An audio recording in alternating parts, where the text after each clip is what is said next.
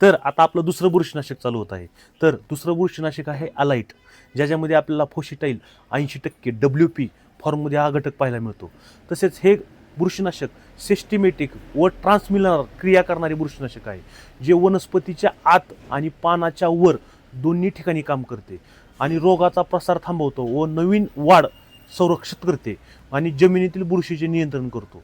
आणि हे बुरशीनाशक लाईट पिकामध्ये मर किंवा कूच याच्यासारख्या रोगावर नियंत्रण करण्यासाठी खास प्रकारे बनवलेलं हे बुरशीनाशक आहे.